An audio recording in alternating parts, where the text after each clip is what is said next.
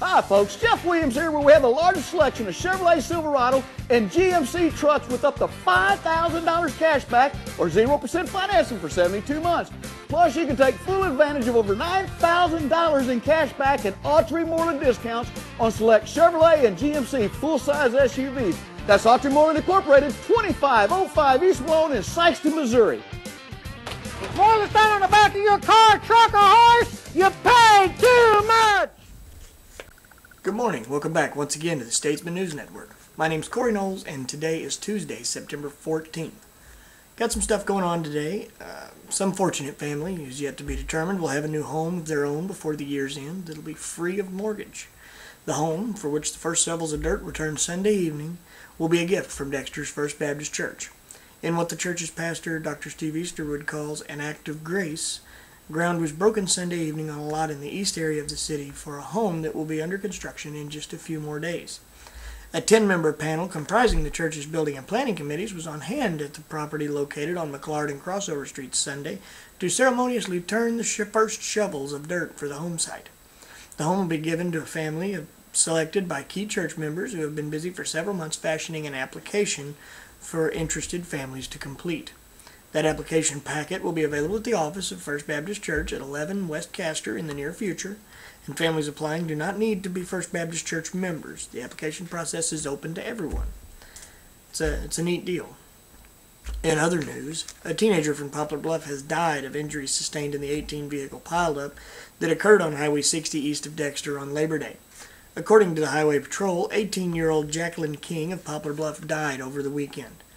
King was a passenger in a 1997 Mitsubishi driven by Aaron S. Hamlin, 17, of Kennett. Hamlin sustained moderate injuries in the wreck and was taken by ambulance to Missouri Southern Healthcare in Dexter. King was airlifted from the scene of the Labor Day wreck and was taken to St. Francis Medical Center in Cape Girardeau. She died at 1:30 p.m. Saturday. In other news, Stoddard County Commissioners approved contracting with Waters Engineering of Sykeston to conduct a boundary and topographic survey and have a title search done at a cost of $4,545 to move forward on obtaining a grant to renovate and expand the Stoddard County Jail at their regular meeting Monday. Sifford addressed the issue of the jail expansion. He said architect Dale Rogers with Robert Starnes and Associates of Sykeston had requested that Waters Engineering be retained to do some preliminary work that was required to make a grant application with USDA Rural Development.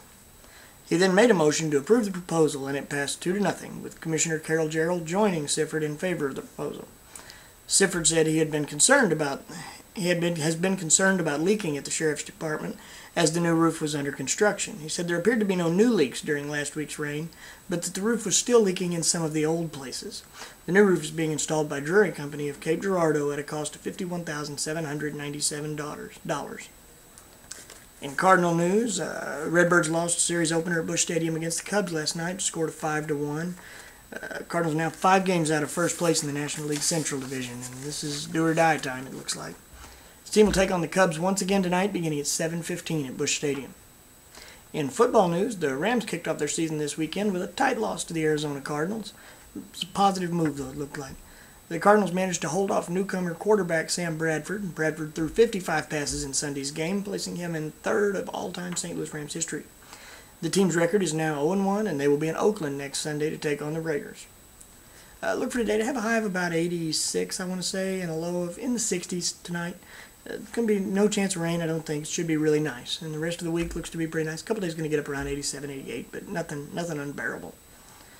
I'd like to make sure and tell everyone to tune in for tonight's volleyball webcast of the Advance and Bernie game at 6 p.m. Go to the Statesman site, click on the Bernie Mules link over on the left-hand side of the page, and it'll take you right to the game. JV will start around 6, and varsity game will follow sometime after that. Probably 7, maybe a little before or after. As always, though, I'd like to thank everyone for tuning in and watching our Statesman Newscast. If you have any questions or comments, send me an email at cknowles@dailystatesman.com or give me a call at 624-4545. Don't forget to pick up a copy of our print edition for these stories we've talked about and a whole lot more. And on that note, we'll see you back here on Wednesday. Thanks for watching.